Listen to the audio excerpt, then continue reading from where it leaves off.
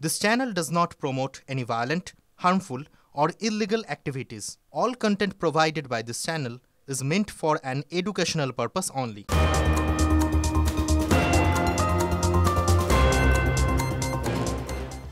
শুধু দাদাগিরিতে থেমে নেই, ভিডিও সোশ্যাল মিডিয়ায় ভাইরাল হওয়ার পর লাগাতার হুমকির অভিযোগ।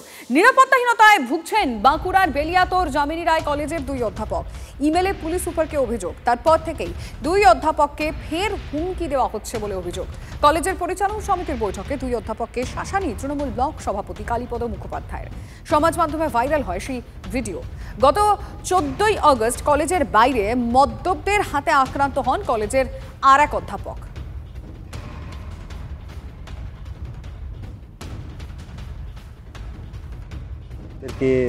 থ্রেট এসছে যে এখানে কি করে চাকরি করে দেখবো, এই সমস্ত বিভিন্ন কথা, অপ্রাসঙ্গিক কথা বলা হয়েছে। আদিবাসী অধ্যাপককেও মারধর করা হয়েছে মাতাল দ্বারা, তারও কোনো সুরাহা হয়নি। রাজনৈতিক চাপ প্রয়োগ করে ছাত্রছাত্রীদের জোর করে আমাদের বিরুদ্ধে সই সংগ্রহ করা বা আমাদের বিরুদ্ধে কোনো রকমভাবে লিখিত তাদেরকে দিয়ে করিয়ে নেওয়া, এটা বন্ধ হোক। কোনো প্রশাসনের তরফ থেকে আমাদের কোনো আশ্বাস দেওয়া হয়নি। নিরাপত্তার অভাবে ভুগছি এবং মনে হচ্ছে যে একটা কোনো সময় আমাদের উপর আক্রমণ যে কোনো সময় হতে পারে।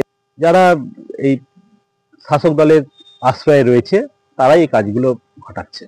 এরা শাসক দলের ছত্রছায়ায় রয়েছে বলেই পুলিশ কিন্তু এখনো পর্যন্ত কোনো স্টেপ নিতে পারছে না। বহিরাগত যাদের কলেজে প্রবেশের অনুমতি নেই তারা বিভিন্ন সময় কলেজ চত্বরে ঘোরাঘুরি করে এবং বিভিন্ন রকম ভাবে তারা এর আগেও স্টুডেন্টদের ওপর বা অনেকগুলো ঘটনা ঘটেছে, তারা দাদাগিরি কিন্তু করে বেড়ায়। যারা দোষী তারা অবিলম্বে শাস্তি পাক। এই ঘটনার সাথে মূল অভিযুক্ত যারা, তো এখনো বেহাল তবিয়তে ঘুরে বেড়াচ্ছে, একদম বহাল তবিয়তে ঘুরে বেড়াচ্ছেন। কোন রকম প্রশাসনের কাছে আমি থানাতে ফোন করেছিলাম, ওনারা তো বলছেন না ইনভেস্টিগেশন চলছে, হয়ে গেল তো অনেকদিন, এখনো কোনো রকম পদক্ষেপ নেওয়া হয়নি। আতঙ্কিত মনে হচ্ছে নিজেকে, অবশ্যই আমি আনসেফ ফিল করছি, থানাতেও জানিয়েছি। আমরা পুলিশ প্রশাসনকে পরিষ্কার বলেছি, এফআইআর হয়েছে, ওকে অ্যারেস্ট করতে হবে।